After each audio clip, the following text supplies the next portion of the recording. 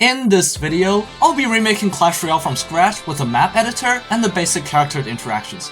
Why am I making this? Because Clash Royale is an extremely pay-to-win game, and I think I can do a better job than them.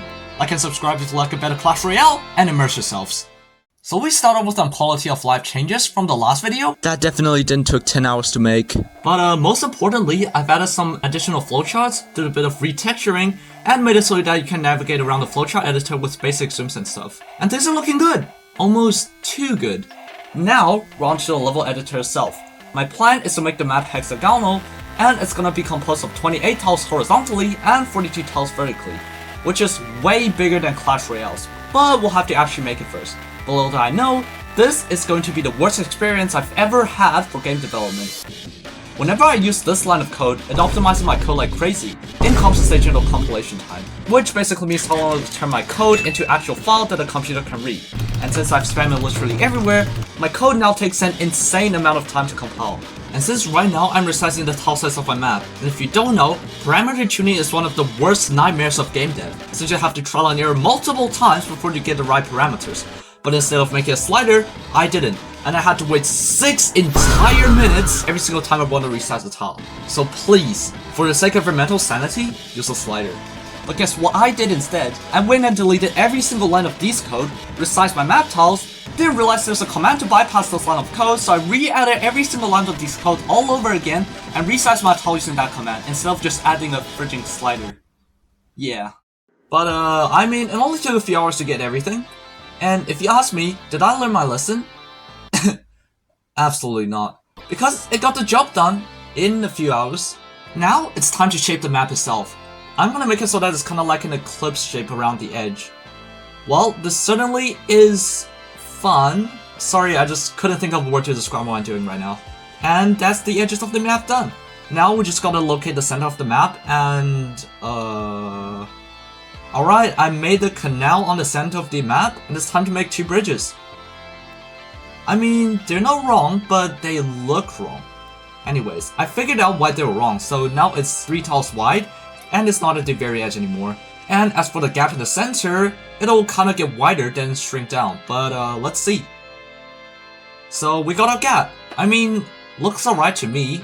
The shape kinda looks a bit weird, but I have big plans for the center gap in the middle, just wait and see. And done! I officially have a prototype for my map. I mean, it looks fine to me so far. Hopefully the arrows doesn't make it too awkward for the unit to navigate. Also, hopefully I didn't miss a spot where I didn't rotate my arrows. Now it's time to code my first ever unit on the map. For the sprite, right now I just chose a temporary hexagon from one of my tiles, colored it blue, and just called it a day.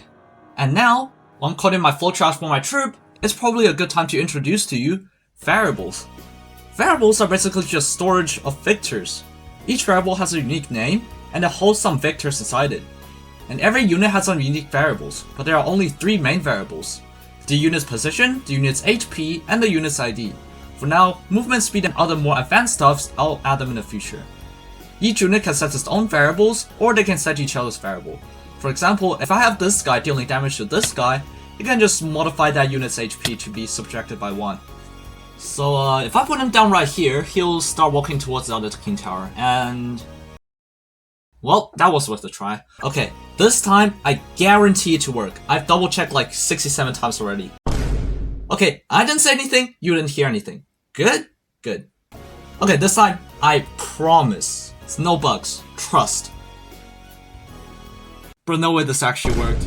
Okay, so it should delete unit 3 tiles within this range. And I'll just drag some of these empty units in here. And... yeah! I just recreated the electrocram basically. Oh, and also, it's not detecting in a 3 tile circular radius, but rather in a hexagonal radius. So here I have a ring around it. Those are exactly 4 tiles away, so if I put anything in here, they'll get deleted. Nice.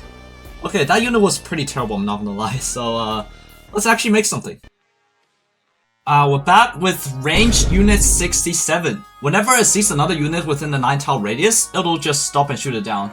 I've also added a visual hint so for the unit's HP changes, it'll get progressively more transparent. And...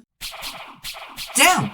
I mean, it's flowcharts, but still First try. Alright, let's see the sniper duel between 3 ranged unit 67s.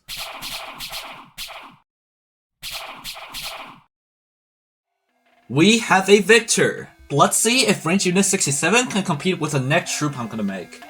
Okay, so I spent some time cooking up the one and only 6-7er. This is a melee troop that instantly kills whoever it touches. And we've got 4 ranged unit 67 versus 4 6-7er. Let's see who wins. Oh, the battle's going hot. The 1 6-7er is gonna head towards the king tower. Bruh, that was kinda close, I'm not gonna lie. Let's try a different formation. 4v4, let's go. Oh! Range unit 67 sniping them down. Oh, they get instantly deleted. RIP, the 6-7er wins. But anyways, that's it for now. Next episode, I'll be coding the first ever deck and playtest with one of my friends. I had a ton of fun coding this, and honestly I'm pretty happy with my progress. So be sure to stay tuned by hitting that subscribe button and turn on that notification bell.